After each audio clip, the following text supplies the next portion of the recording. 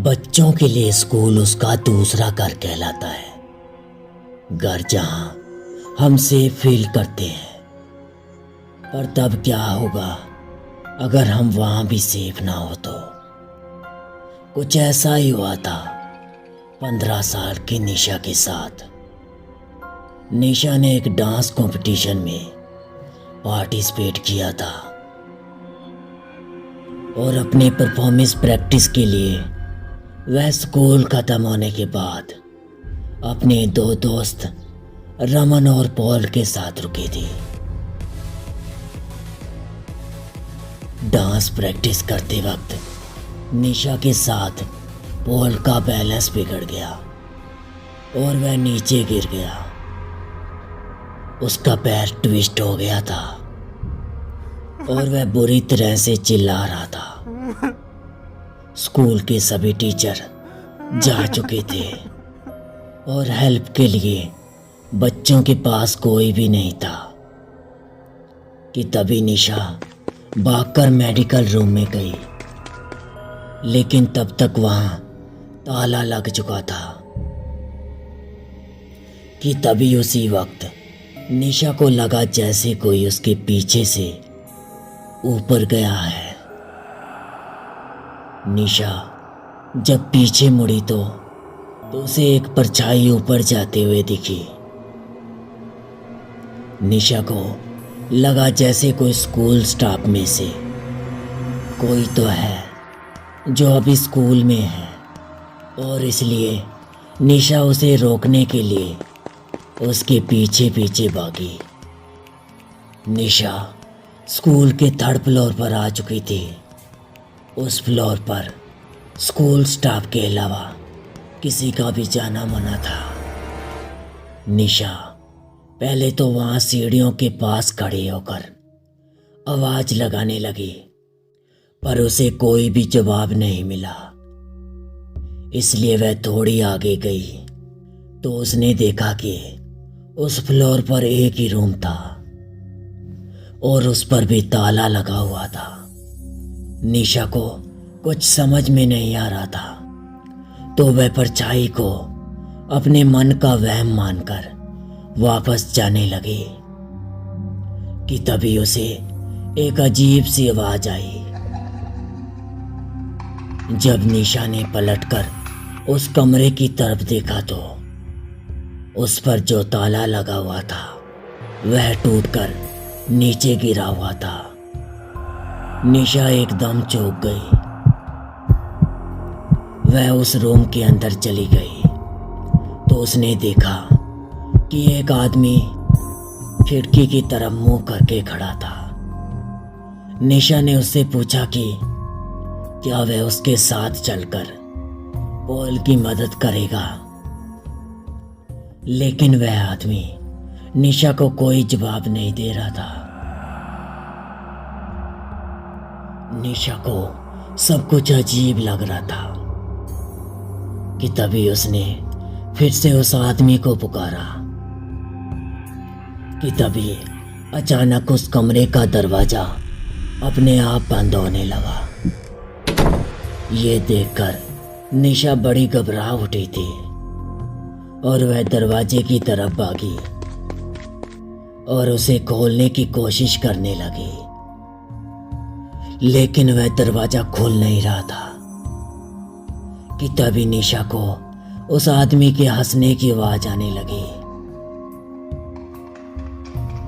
वह बहुत ही डरावने तरीके से हंस रहा था और धीरे धीरे उसकी हंसी तेज होती जा रही थी। निशा में पलटकर देखने की हिम्मत नहीं हो रही थी और वह डर के मारे जोरों से दरवाजा पीटने लगी। कि तभी निशा को अपनी गर्दन पर एक हल्की सी हवा का एहसास हुआ। उसने पलटकर देखा तो उसका दिल दुगनी रफ्तार से धड़कने लगा, क्योंकि वह आदमी जो कुछ देर पहले खिड़की की तरफ देख रहा था वह अब ठीक उसके सामने खड़ा था। उसके चेहरे पर एक हल्की सी हंसी थी जो निशा को बहुत ही डरावनी लग रही थी। वह निशा को ऐसे घूर रहा था जैसे वह आज उसे जिंदा नहीं छोड़ेगा। उसने निशा को पकड़ लिया और उसे अपने पास खींचने लगा। निशा का रोना छूट गया और वह डर के मारे जोर जोर से चिल्लाने लगे। उस आदमी ने निशा के मुंह पर हाथ रख लिया था और निशा के साथ बदसलूकी करने लगा। उधर निशा को ढूंढते हुए रमन स्कूल के गार्ड को लेकर थर्ड फ्लोर पर पहुंच चुका था, जहां उन्हें निशा की चीख सुनाई थी। वह जल्दी से उस कमरे में गए और उन्होंने देखा कि निशा जमीन पर बैठी रो रही है और उसके आसपास कोई भी नहीं है। उसकी शर्ट ऊपर से थोड़ी फटी हुई थी और उसके चेहरे पर चोट के निशान थे। उसने सबको अपने साथ हुआ सारा किस्सा बताया। निशा के साथ हुए इस हादसे को सुनकर स्कूल गार्ड का चेहरा पीला पड़ चुका था, क्योंकि स्कूल गार्ड ने निशा और उसके दोस्तों को बताया कि कुछ साल पहले स्कूल में एक सफाई कर्मचारी काम करता था। वह थोड़ा पागल सा था और वह लड़कियों को बहुत ही गंदी नजरों से देखकर हंसता रहता था।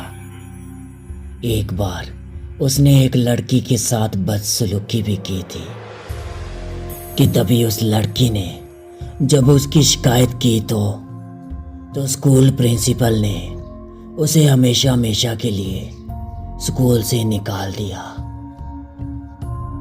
लेकिन उसके एक हफ्ते के अंदर उस पागल आदमी ने स्कूल के थर्ड फ्लोर वाले स्टोर रूम में जाकर खुद को मार डाला। उसकी मौत का काफी दिनों तक किसी को पता नहीं चला। उस आदमी की बॉडी इतनी डरावनी हालत में पाई गई थी और तब से उसकी आत्मा इसी कमरे में भटकती रहती है। इसलिए स्कूल के थर्ड फ्लोर पर किसी का भी आना जाना बंद है। इस एक्सीडेंट के बाद निशा इतनी परेशान हो गई थी कि वह कुछ दिन तो स्कूल ही नहीं गई, बल्कि कुछ ही महीनों के बाद उसने एक नए स्कूल में एडमिशन ले लिया था। लेकिन निशा कभी भी उस आदमी के भयानक हंसी को नहीं भूल पाएगी। तो दोस्तों, आज के लिए बस इतना ही। अगर आपको यह कहानी पसंद आई तो हमारे चैनल को सब्सक्राइब कर लें और बेल आइकन को भी दबा दें, जिससे कि हमारे नई वीडियो की नोटिफिकेशन आप तक पहुंचते रहे। तो मिलते हैं आगे ऐसी ही रोमांचिक भरी कहानी में। तब तक के लिए good bye and take care.